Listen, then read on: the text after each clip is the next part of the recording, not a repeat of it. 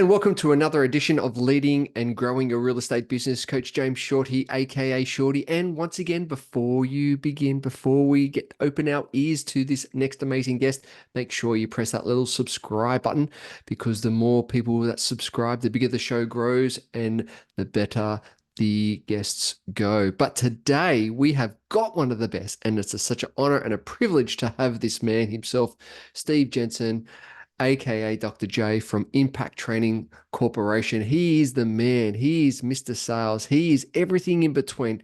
And he's a top bloke, good friend, great mentor of mine. So honored and privileged to have him on the show today. He's going to be sharing some gold nuggets, some insights all around sales, right? Because he's been doing it longer than you've been wiping your backside, and it is such an honor or a privilege, and we're going to have some fun. I don't know where conversations are going to go.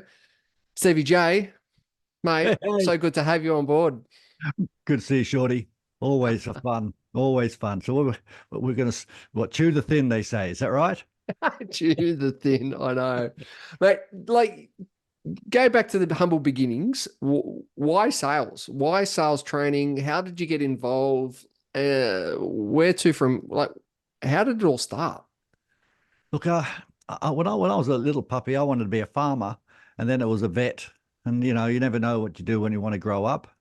And as I progressed through my career, I was all wondering what I was going to do when I was going to grow up. But I fell into some activities that I didn't enjoy, like in banking and all the other bits and pieces, and it wasn't my cup of tea.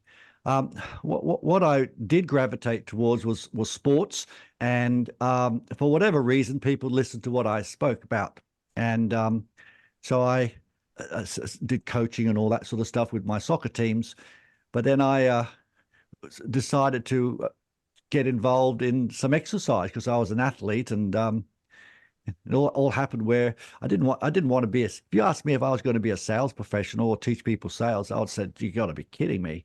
Um, but I wanted to just have fun. But long story short, it became a fascination with me, communication with human beings and actually being able to have a chat. And then when I moved into my own business, well, I didn't nearly had sales budgets back then, but it just came naturally. And it's called intuitiveness.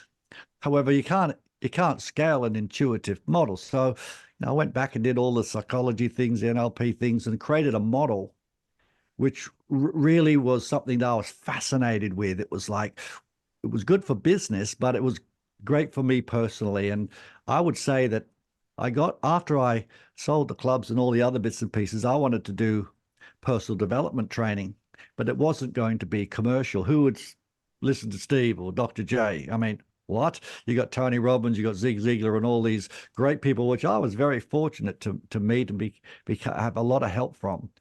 But I wanted to do that, and then I wanted a health retreat and all that sort of stuff, but it wasn't commercial.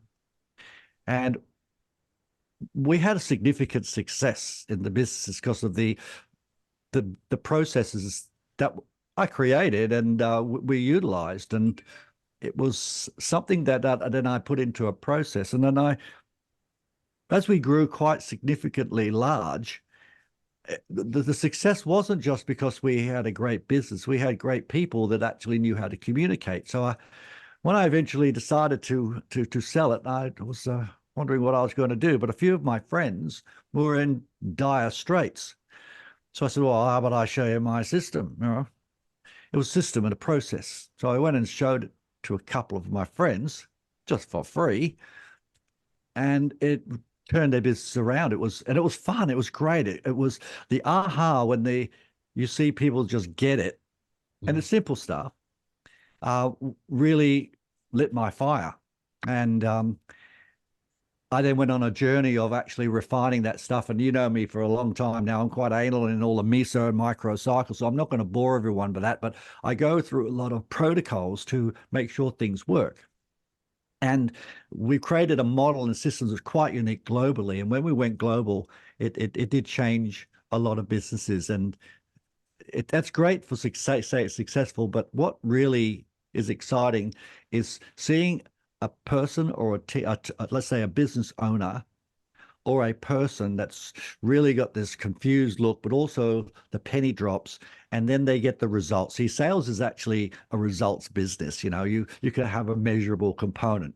That's why I did get into marketing, because it's so bloody difficult. So um, by having that success and using a system process, you can continually refine. And as you know, Shorty, it's continually evolving. And my job is to find the new things that work to make sure people we work with are ahead of the game. So that's how it all started, and then it became a juggernaut, really, when did a little tiny little helping a few friends, which then became bigger in Australia, then New Zealand, then we went global. And the beautiful thing about it, mate, is that we train, and our consultants train, and we learn new models, but I learn every day when I go into these businesses, and these young guns just take the process and they come up with these little nuances and this little catchphrase or a little thing that, I tried this, Dr. J, and I went, Jesus, that's awesome. And I say, can I use that?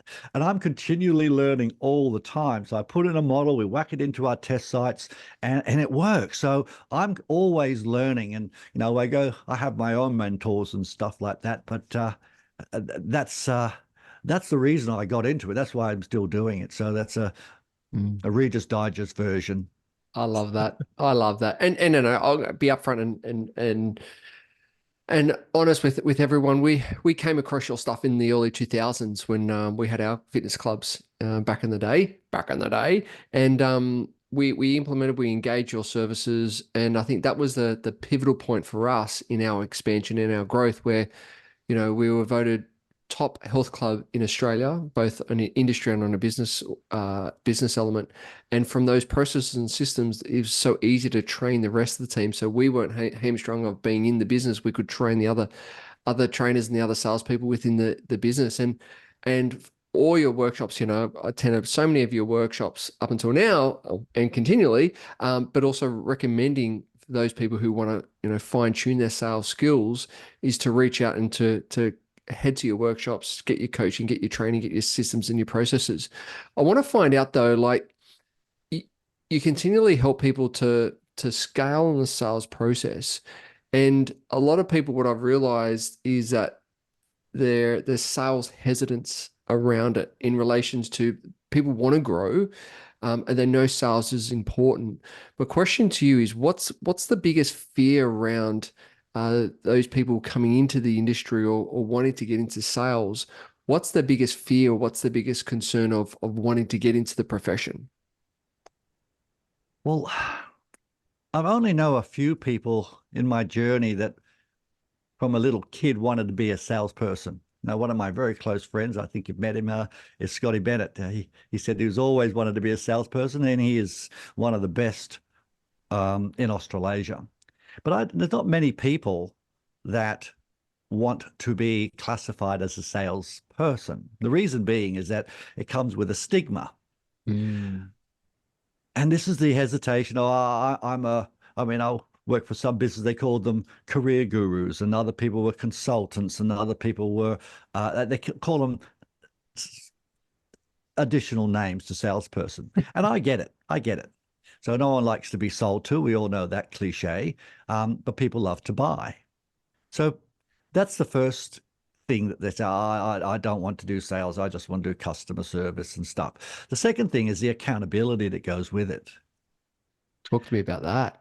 Oh, look, you are Mr. Accountability Plus. I know you, and I've done your workshops, which are just phenomenal with your goal setting and so forth, and how you empower people to get shit done, But when it comes to sales, it's the induction in most businesses is poor, to say the least.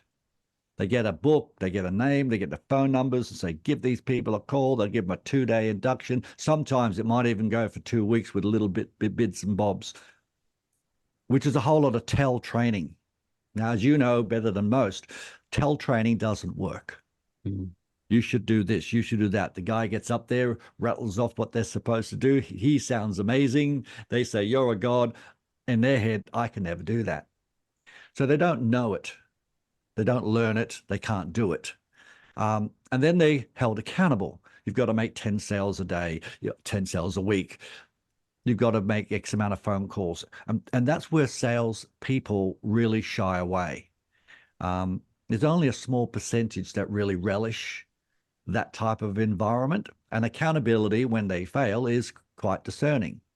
So there's a certain behavior style that does well, and also values that does well in the sales profession. It doesn't mean that no one can be a salesperson or everyone can be a salesperson. The people that have the desire to learn the process and practice it, and it's just Mm. like any sport, mate. It's the PDR. We don't call it role play anymore because no one likes doing role play. So we call it practice, drill, rehearse, PDR. And it's like anything. You want to be a good goal kicker, you got to practice.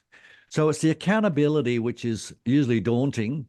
And then there's limited training, so they're not skilled enough, which means, and then they fail, and then they get into trouble because they're not reaching the KPIs, and the pressure becomes daunting.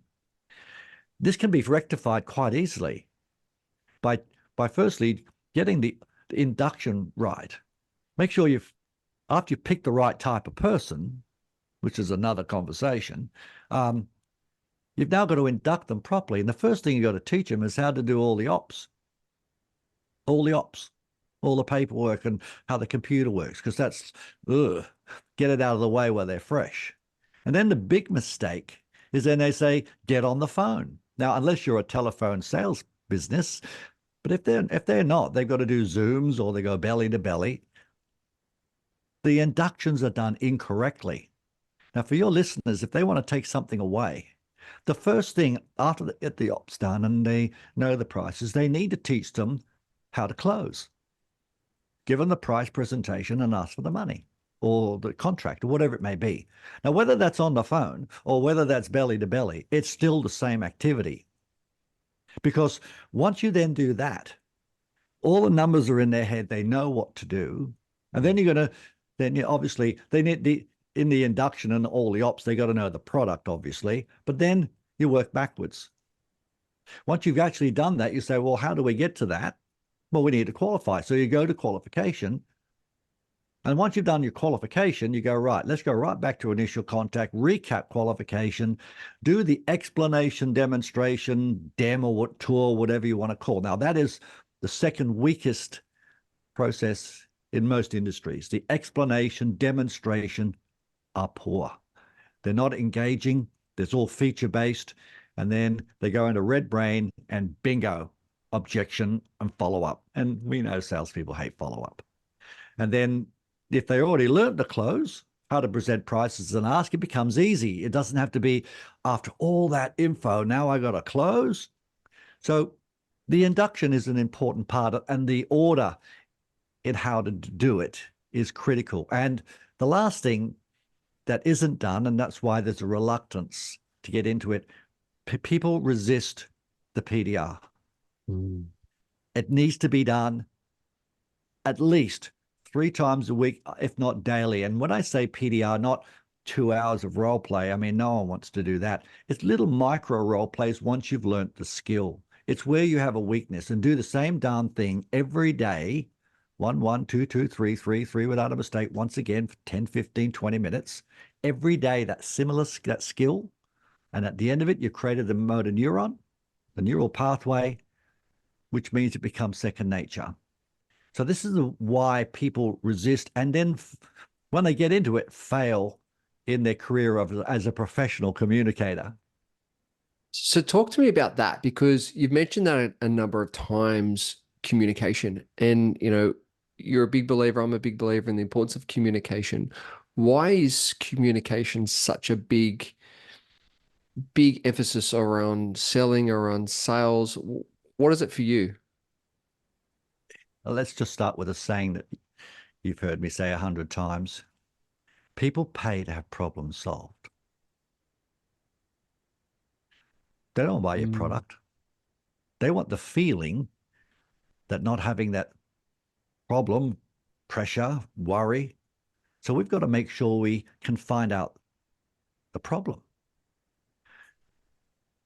If you went to a doctor and said, "Hi, doc, how you going?" He said, "Oh, terrific. How are you, Steve? Oh, Nothing. Oh, here's some pills. Here's a script. Off you go. Well, hang on. You think he was a nutter? Well, guess what people do in sales? They say, "Hey, I've got this product." Oh, and they'll say, "Why do you want it?" And then you go straight into a presentation, and they do all the talking. So when you're talking, you only learn what you already know. But it's the delivery of your conversation. But see, selling is just a conversation. Mm. You've got a problem. I've got a solution. Let's see if we're a fit. And if we are, great. If not, I'll give you some alternatives. Now, gone are the days of being all swami and massive rapport like it used to be. It worked then. But now you've got to be the expert that cares. So to be able to get that information, you have to have systems and processes and tools to use. But the delivery, which is a soft skill, comes once you've learnt the hard skill. Now, the hard skill is the process. Go through your 4Ws, go through your PFEB, do your transition, whatever you want to call it, learn it, rote learning. But then you've got to deliver it with empathy and feeling. But that's where the communication comes in. If you're talking to a person that has a problem. So care enough to talk to them. Don't think about the outcome. Be present and learn how to be that professional that really cares. When you teach them stuff that they don't know, this is where we use a model called inking.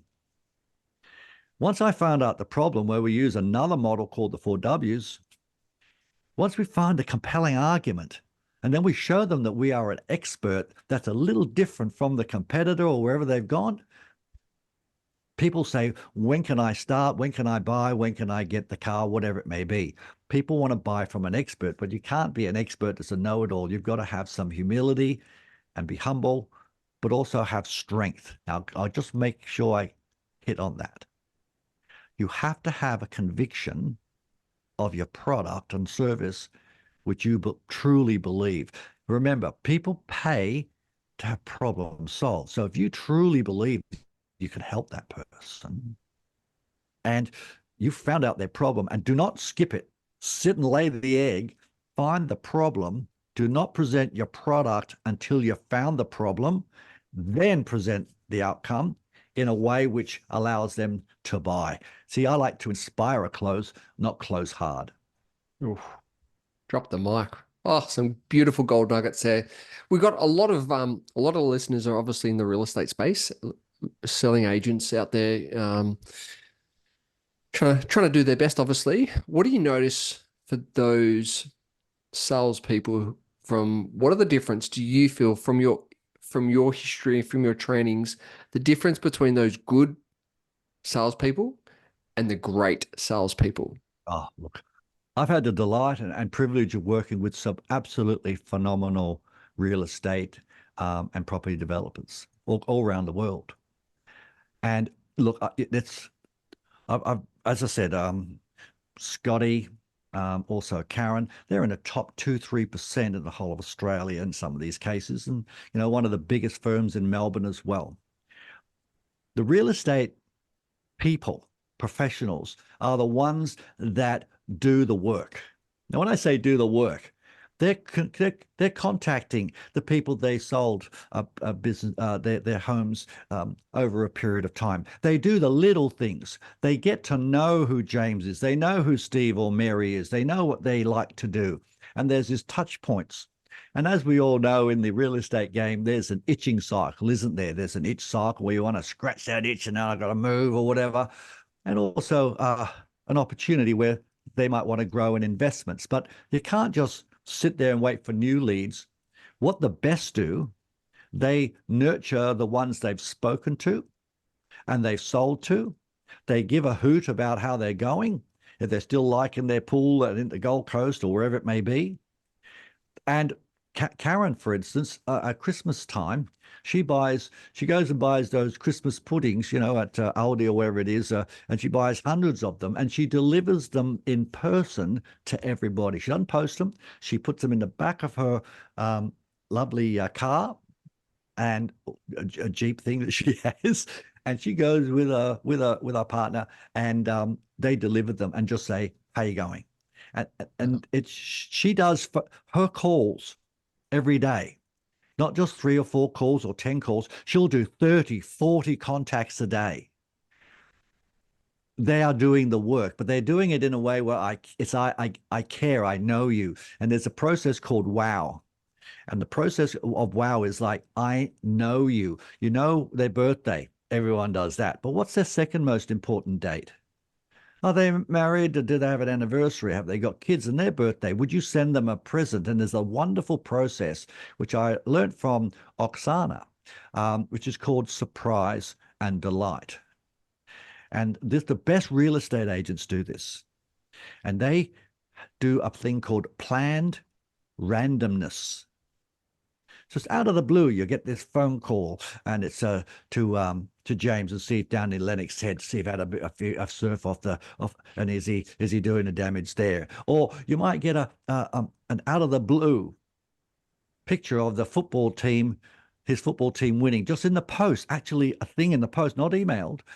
You'll get a let's say a box of Ferrero Rochers for his wife, because you knew his wife liked Ferrero Rochers, just to say how thinking about you, how things are going good, have a treat on us. It's just little things that just pop up that's just planned random. Then you give them a call out of the blue, and you don't try and sell them anything. You just say g'day.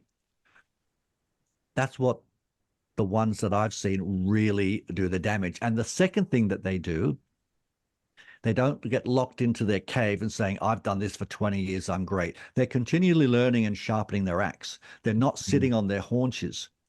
They say, oh, what's new? And a lot of them say, I just want to be better. My job is to say, hang on, you've done a great year. Let's just celebrate what you've done, and then we'll improve, sharpen the axe. So they're the two things that I found that the best real estate and property developers do. Oh, pearls of wisdom, pearls of wisdom. I love it. So on the show, we have a little quiz, which is a 60-second quiz to find out more a little bit about our guests. Would you like to play? Go for it. All right, cool. Here we go. What's your favorite movie? Oh, I would say Top Gun 1 and 2, and maybe Roadhouse. They go well together. Have you seen the latest Roadhouse? No, I haven't seen it. Oh, highly recommended. Anyway, Okay. Favorite food? Look, I would say fresh food, anything that's fresh and not out of a can. I'm a little bit of a foodie. Simple but easy. Love it. What's your favorite holiday destination? Really take holidays that much. You got me on that one. Look, if I was to go on a holiday next week, I'd probably go back to London and jump on the Orient Express. Beautiful. What's your morning routine? Do you have a morning routine? Yes, look, I used to have a mate of mine that used to come around every now and then. We used to do a walk, but he's actually lives at Lennox now. But okay. So when I get up, it's morning routines, 4:30, 5 o'clock start usually. Walk, run, or I'll go down to the gym. I'm very lucky. I've got a really nice a gym downstairs. I'll train there about 2 to 3 times a week, walk, run once to twice. But I've learned also from you to really hit my grounding. So I like to try and go, because I live in an apartment in the city. I like to try and get my feet and hands on the ground to get that earthing grounding. So I haven't done it today, matter of fact, but I like to try to do that most mornings. Fantastic. Do you have an evening routine? Yeah, I train weight training in the evening usually. I do my weight training in the evening. However, look, after I'm done and dusted with work, I'll have a shower and so forth, and my downtime is usually watching a good movie. Nice. And do you have a most embarrassing moment? But many of them. I'll tell you one that I can probably talk about. I was in America doing getting ready for a presentation, and I'm a bit of a stickler on ironing my clothes. Okay, so I arrived at the place, and I didn't have a bloody ironing board. So I say I had a shower, but I was going to have dinner with the people that invited me down to do this stuff. So I give them a call, and I said, bring an ironing board. They said, no problem. So I hear a knock at the door, and the door opens this way, right? And they put the ironing board on that side. So I was silly. I was naked. So I went outside, to get the ironing board, just quickly, just around the door. And the door went clunk. Now I'm sitting there in the corridor, completely in the nutty. I'm going, good grief. So I'm trying to look at a window like it's in America, you know, and I'm sitting there. I just quickly put the ironing board in front of me. So what am I going to do? So I'm hoping someone to walk past and can go down. No one. So I'm sitting there for about 10 minutes. So I said, shit, I'll go downstairs. So I got on the lift. Yeah, yeah. Push the lift. And as you go down the lift, it opens up and it goes straight into the restaurant. Okay. Not good. So, and then you have to turn left to go to the reception. So I go, bing, opens the door. I've got this surfboard in front of me. So I'm waddling around over to reception. So what am I going to do? Put it around my bum or my front? Well, I had to go in the front, didn't it? So I go to reception. There's two people in there and they look at me and go, hi. And I go, they look at me and go, oh. Anyway, I'm saying, hi, could you give me a key? They said, sure. Have you got ID? I said, huh? I'm pretty, I got locked out. This is the ironing board. I got no clothes on. Could you give me a towel? Anyway, the Americans are quite conservative. They're quite mortified. So that was pretty embarrassing. Yeah. Oh, it's one of the best stories I've heard. I love it. All right, cool. So, if you could choose 5 inspirational people to have dinner with, they could be dead or alive, who would they be? Oh, dead or alive? That's a really nice question. I'd like to. Tesla would be good to have a chat with. Who else would I look? Tony is always a favorite. Tony Robbins.